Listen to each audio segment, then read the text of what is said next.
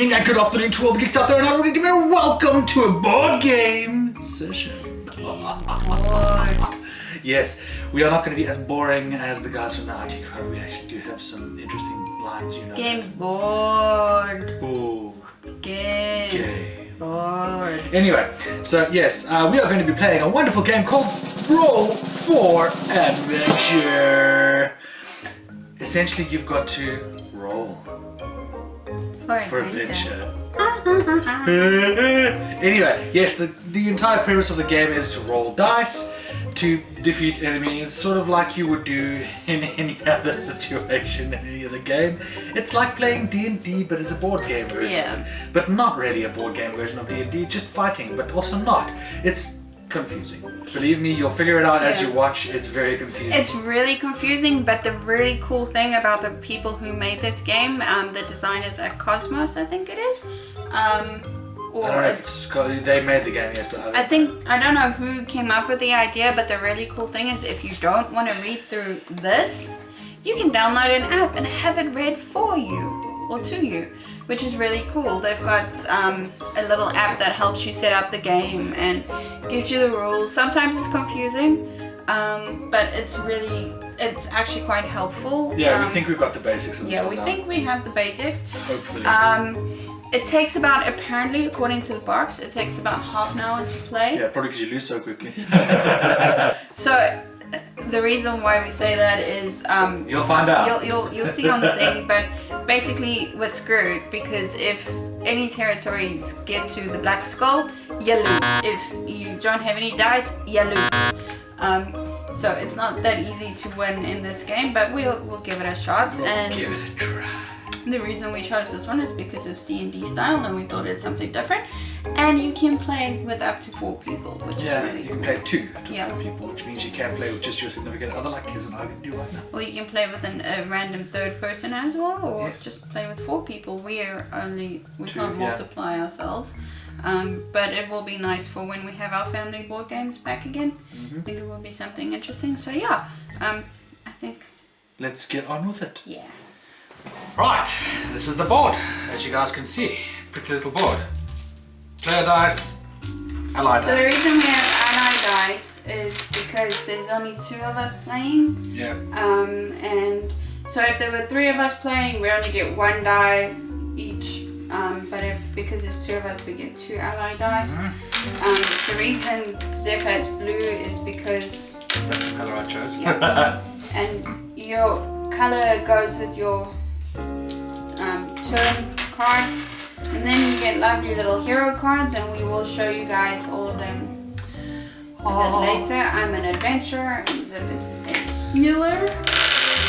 You don't get to choose, by the way. You get to draw from a pack. Yeah, they face them upside down, and then you can basically just go, okay, I choose this one, and then obviously that's the card that you have. Yeah. Apparently it takes half an hour to do this.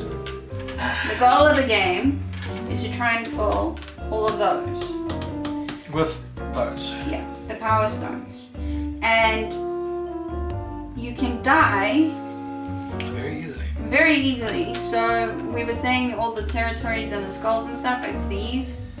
So if at any point on any of the 4 territories the skull reaches there, you die and the Master of Shadows appears, or the Master of Shadows basically wins, because we're trying to defeat the Master of Shadows. Yes. That's the entire premise. So, the strongest character goes first. That's how it works. So the adventurer is stronger than the healer, obviously. Yeah.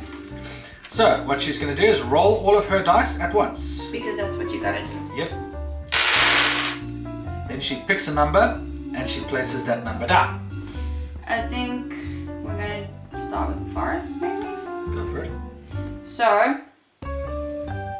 the forest section, you have to roll 5s or 6s and then place them down. So I'm gonna start the path, and I'm gonna put my 6s. So now that I've done that, I have to re-roll these, because you basically have to use all of your dice to try and complete a task. Yep. And look at that. You can complete a task. So you can open a barrier. I put those there. And move the barrier up. Clink. And then I think that's... Oh no, wait. Roll one more. A 3. Only put it down where there's 3s available. So it's either there or there. Your I choice. think I'm going to put it here. Alright, so Kez's turn is basically done. We get a power stone. Yay! Yeah, and you get all your dice back. But your turn's over now. So. Yeah. Nice. Oh, that stays there until the other 3s come so that this barrier can be broken. Okay, so I'm going to take the 1s because I feel like taking the 1s. And we've got Punka, Punka, Punka. Hey, and hey, and rock. Can you do that? Yes. Oh. Right, let's see. What do we take, Oh, this is a game where you can speak and Yeah. like co-op because your goal is to defeat the Master of Shadows. Now, this moves across, that goes over there, we get another power stone! Okay, my turn. And then these two come back to me. No. Now, Oh, now enemy it's the enemy. flips. Bats! Oh, it goes here.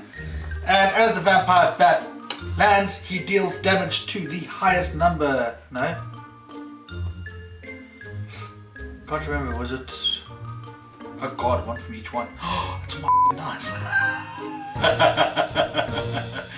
Your dice is in there, my dice is in there, boom. Oh, so this is the vortex and you basically have to roll there to get it out. Yeah. We're not great at explaining, but hopefully... Hopefully you'll understand what's going on. So essentially what has happened now is 2, 3, and 4 means that each one of those dice, each one of those dice on this here has to be removed as it lands in here. Thankfully it doesn't happen every single time, otherwise we'd be screwed at the end of each turn. Now, what we have to do is it's run its attack phase. It's essentially landed here, attacked, and dealt damage to the place, taking out all of our stuff. So now what we have to do is we have to fight him as well. There, and this includes getting all of our dice back and all that stuff, which is going to be impossible since I've only got 2 dice left, which means we're going to die really fast. Maybe not. I think we are, but that's just me. Alright, so Kez, it's your turn. I roll all my dice. Yes, try getting me some dice back because I've lost one of them literally. You need to roll a 10, isn't it, for them to go here? Yes, but you can never one die on there. I have to do the other one. So, put that one there. Okay, Kez is putting a dice down, or die down. That means that when I roll, if I get something high enough to get my dice back, I will put it there. So if it gets a 4, I think. Yes, if I get a 4, so basically this goes higher than 10. We can take all of the dice from the vortex back. And I do damage to him, do I not? You can if you want to. Oh, you have to re-roll. Oh, yes. And my lovely adventurer gives me a special skill that once per turn I might re-roll all of my dice. So if I don't like the roll that I get now, I can re-roll them. Yeah. Well, you can put a 6 down on him and kill him if you want to. Boom. Okay, so now you can re-roll. What? You have to keep rolling until all your dice are gone. Even in a fight? It's all over. This is your turn, essentially. This includes doing all of the stuff that you can do. Ah, okay. Then I'm gonna put a 2 down here. Re-roll. She's gonna get used to the whole re-roll thing, trust me.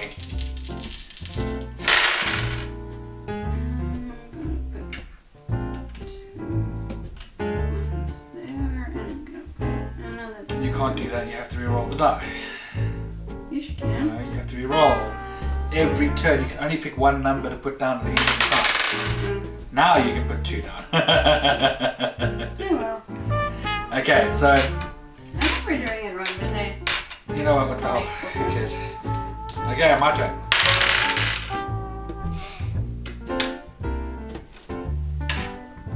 Yeah, 1 dice. Oh wait, no, we're gonna keep that there.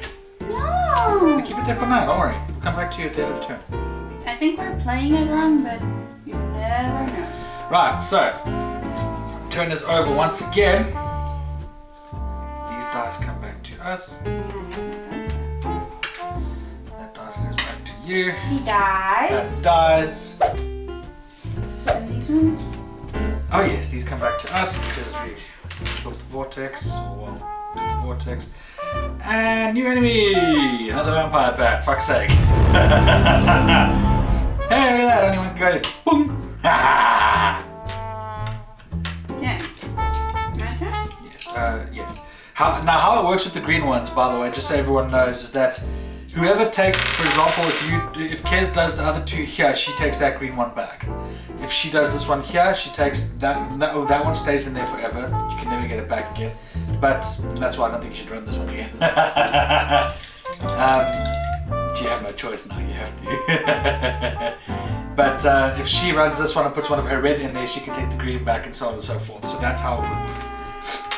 And that's why people only ever run the desert one once, or to try and defeat an enemy, or keep an enemy from being in there. Oh, well, we learn as we go along.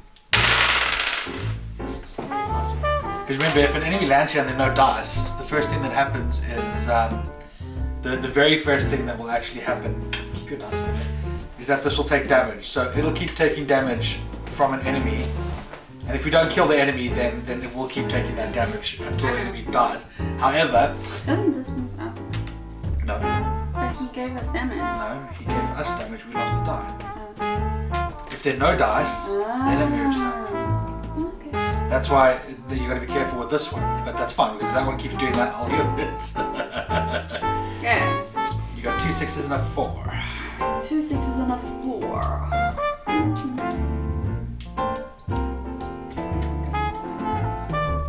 Well, then we're all dying. You die, we die. Reroll. 2. You're not even bothering to try to take out the pants. Wait, I can re-roll that.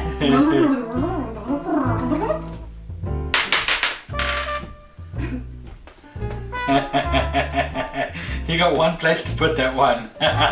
You can't re-roll. Okay, it's my turn.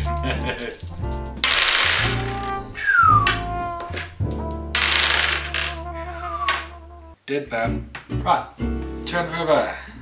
This moves, right? Yes. I return 2 dice to me, the bat dies. And then? And then one of those goes in there, the others go back to you. Why am I going? And that was the most pointless excursion I've ever seen. Because we don't get another one of those now. Oh well. Enemy? Oh right, didn't we kill one of these off? No, we didn't. No, we came close. Enemy? Yes, enemy. Alright, so, because we don't have any dice there, he goes donk. Oh, these are if you... Actually, I have an idea. They're bonus dice. If we can get more dice on here, we can kill him and heal the land.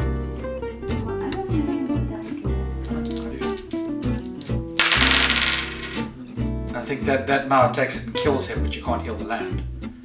If we do it that way, let's just see if we can get a 4 on this one. 3. Sorry to say I got a 3, so that has to go over there. And he dies, because we were clever enough to use that.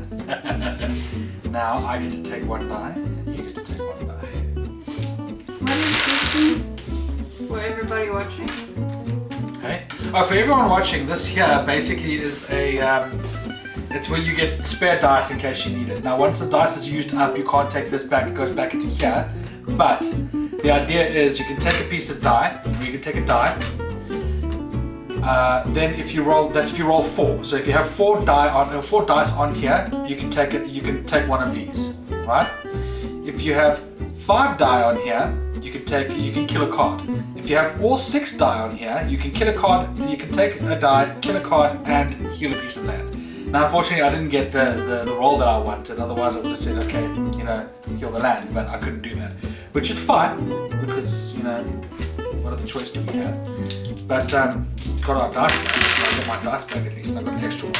Unfortunately, Kez is going up shit creek here without a paddle, so I'm going to have to help get the next stone because this is going to kill her quickly. And if I die, we all die. Well, not die, but if I have... Yeah, if right. if I lose all my dice, then it's game over.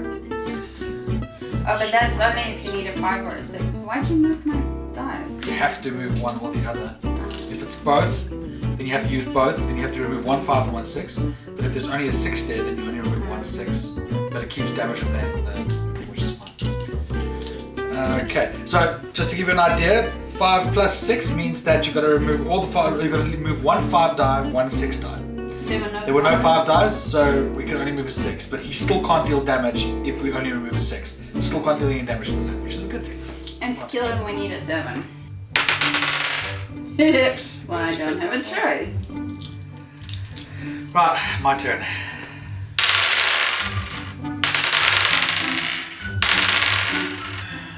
Monster is dead.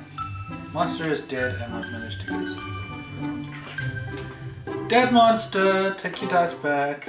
Alright, so, yeah, these are barriers, by the way. You have to break all 3 before you can get that one, so I think we should try for that one, to be honest.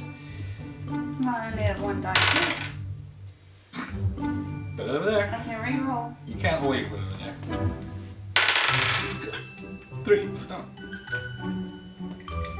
Alright. 2 fleas! 2 fleas or not 2 fleas? I don't know if we're doing it right, though. I'm pretty sure we have to flip a monster over every time we I kill think one. so. I think we have to flip a monster every turn. So little.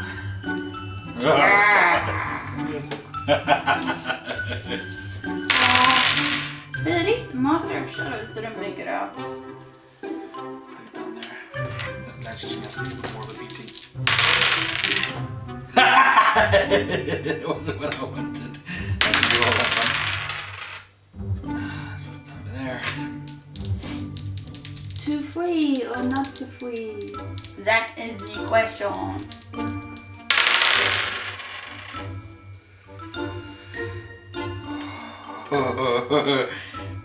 It's either that or it's game over. 5 or 6, 5 or 6, 5 or 6.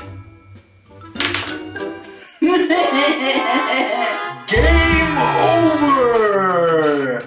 Unfortunately, that means game over, I die, Kiz dies. And the reason we died is because We have no die. We have no dice, so we can't do anything. We can't take any dice back because all the dice are on the board. And the only way you can take it back is if you've killed a monster. If you complete the track. Or, yeah, if you've completed those, and you haven't. Yeah, because I believe we're supposed to at least get that one to be able to complete the track. Terrible. Oh, well. Terrible, terrible. The Master of Shadows came in and I think he was quite far down there. No, you're doing it wrong. You're doing it wrong. It would have been the other way around. I'm trying to find him. There he is. He's pretty fucking epic though. If he lands on the table here, like so that. If he If he spawns. spawns, we have to roll this, right? And we have to roll it like so. If it lands on one of these, it deals damage on top of everything else. But when a monster comes in, or if there are any monsters on the map, when he comes in, they automatically deal 1 more damage to the land, and they deal damage to the land. They don't take dice away. They deal damage to the land, so they will do this. Say there's one on each track. That's what would happen, essentially. It is hectic. Then he eventually buggers off. After you roll this one. Do that. If it lands on all 4 of these get 1 extra damage. So, if it landed on this one, I think only the Sand Devil does damage. First he comes in, then they all deal damage. Then you roll, then another one deals damage. Alright. Yeah. If it lands on that one, we're in luck, and he just goes straight back into the bottom of the pile. But he can return again and again and again. So what you do is you just put it back in the draw pile, boink, like so. Well, actually, I think you've got to shuffle the draw pile. So you go like that, and you shuffle. Because you can't really kill the Master of Shadows unless you get the Book of Magic. Each one of these also gets progressively more difficult. You've got these 5 here, then it goes 7, 10, so on and so forth. So there's quite a whole whack load. These guys here go according to attacks. So if they're a higher level, they command the rest of them. When they come in, if it's higher than a 1, for example him, then he attacks and he attacks at the same time. As far as I remember, that's how it goes. But if he's also a 1, then only he attacks. But if he's a 2 and the rest are all 1s, then all of the 1s attack and he attacks. If they're all 2s, then only the one that comes in attacks. It gets quite difficult, actually. Right, so that's how the bosses work. There's also 3s as well, and then obviously your own.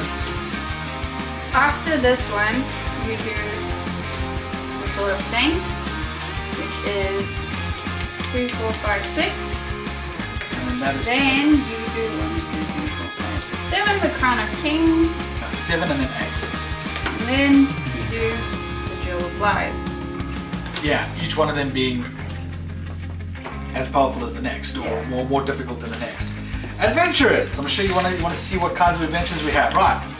The healer. If I put a dice down on top of him, or put a die down on top of him, he will be able to heal land. So I can take one point of damage away from any land, so I can just go bonk, put the skull there. You know what that does? Kes showed you already. There's an Avenger, and if you defeat an enemy, you may move all of the dice used to defeat it to 1 or more territories. That's pretty epic. That's a pretty epic card. The Thief is once per turn. If you've completed a task or subtask in a territory, you may take back up to 2 of your own dice that you used and roll them again. That's also pretty cool. He's very useful. The Sorcerer is after rolling and before placing your dice, you may place 1 of your dice on the Vortex of Oblivion and turn 1 of your other rolled dice into any number. Alright, then you have the Frost Runner. You may move any 1 die from the Ice Cave to the territory where you are placing 1 or more of your own dice. That is pretty cool as well, and that's that dude over there. Then you have the Protector. Once per turn, you may free 1 die of another player from the Vortex of Oblivion. She would have been helpful. She actually would have been freaking epically helpful. Then you have the Summoner, which is once per turn you may turn 1 of your bonus dice into any number. The Fighter, which is once per turn you may defeat 1 enemy with a total of 4 instead of 6. However, you must put at least 1 die on this enemy. And finally, the Warrior. You may place 2 or more dice with different values on 1 territory, 1 enemy, or 1 Vortex Resurrection. If you place more than 2 die, you must still only use 2 values. So for example, 1, 2, and 2 3s. So for example, if I had rolled, example here, roll like that, and I decide, okay, well I want to put 2 dice down. So let me take these 2 1s and put them down, and these 2 2s and put them down. I can do that. However, I can't go like that. So you can only put 2 of different values like that. That is also a pretty epic card. Obviously, there are B-sides. Yeah, the B-sides are a ton more difficult. I'm going to flip it over and show you.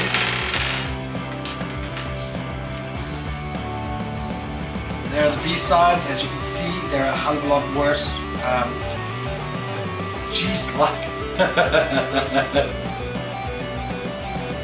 That is... We haven't played the B-side yet. Obviously, if you guys want us to play the B-side, I don't know, we'll do it. This looks very painful. Yeah, this looks quite hectic. It looks... There are rules for above it. our pay grade. Yeah, looks a little bit above our pay grade. These here are easy to understand. There we go. Alright, so these 2 here seem like they can be quite simple, but these 2 here look like they might bite us in the arse at any given point.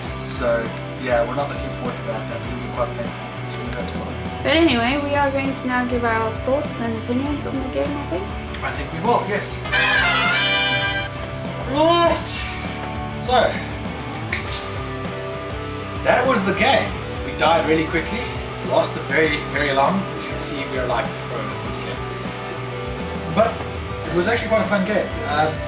Very short, very confusing, but it was the first playthrough, so obviously there were some hiccups, but I think once you get used to it, it'll be quite fun, and once you obviously know what to do, and that you don't just say, oh, I'll just use my dice here, here, and here, and then die. Yeah, once you figure out that you should strategically place your dice so you don't actually have that happen again, you know, it might actually turn out to be quite a good game, I think, personally. The B-sides, I'm pretty sure, are really quite good. Yeah. I enjoyed it. Yeah, it was a lot of fun. Very different. Yeah, was not what I was expecting. No, like I thought it would be, I thought it was going to be like a story game where you get told that you need to do this sort of quest and this sort of thing. You do that essentially to get the little power stones, but I thought there'd be a bit more of a story behind it. Yeah, I think it's more of a, look, I wouldn't say, if you're looking for a story-driven board game, this is not one of them. No. That you probably have to go for like Eldritch Horror or things like that, which we will be getting some of those kinds of games as well. Yeah.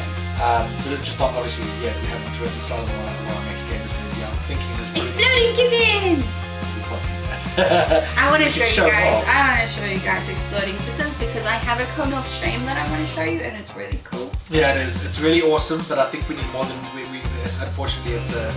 So that'll be a show. Game. That'll be a show-off game, not a play game. But we will give you guys the rules and the rundown of how to play it. It's when really you a fun have game. It's a lot of fun. You'll crack yourself. But we're not talking about that. No. We're talking about Roll for Adventure. Yes. Roll for Adventure is still a lot of fun. It's really not what I expected, but also not in a bad way. It's kind of like a, okay, this is how it goes. Interesting. Yeah, I was also expecting a story from it, but you know, the whole thing is, I didn't mind that there was no story.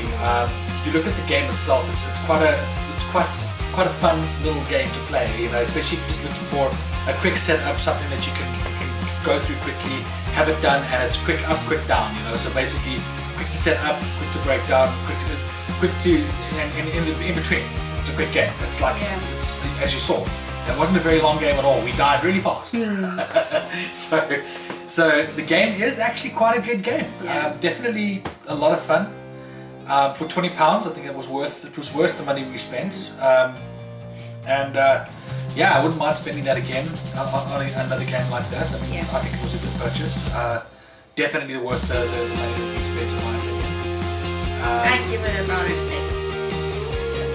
I'd give it a 7 too. 7's it's a good score. You know, it's a good score for a board game. We have been playing a lot more board games lately, so we're starting to get a bit more knowledgeable about it, and whether it's going to be fun on the fun scale. This was fun. So, but it's fun, but there's fun.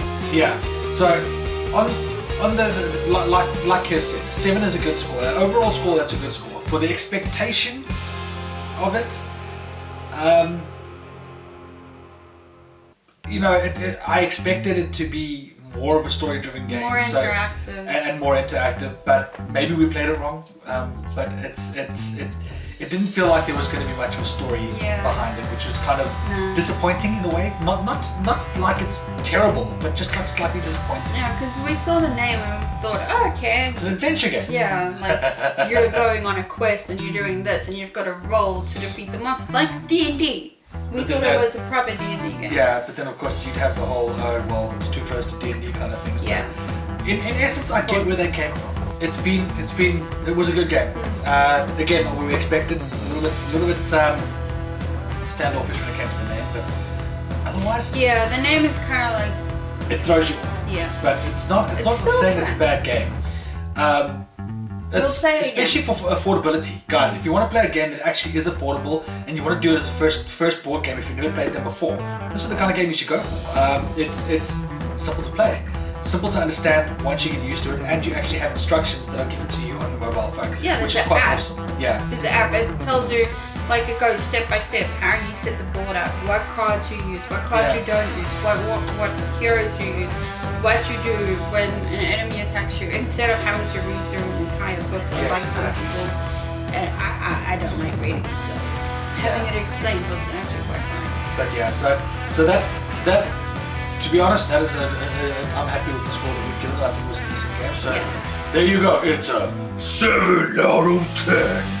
Bah! Anyway, yeah, so next time, we're going to either have a new board game or we'll be playing one of the card games. Exploding Kittens! Or Exploding Kittens, but that will be part of it because we'll have to add more to the But anyway, guys, thank you so much for watching this video. As always, we do appreciate it any time that you do. Remember, you can find us right here. You can find us on YouTube, you can find us on BitChute, you can find us everywhere. We are all over the place. We are literally all over the place. We do have a podcast now as well, so you guys can have a look at that. This will not be part of that because you have to see the board game, otherwise it's pointless. But anyway, guys, once again, thank you so much for your time. Thank you for watching us. Thank you for watching all the way to the end. And if you haven't subscribed yet, hit that subscribe button, the bell, even though it's not going to do anything for you. And guys, as always,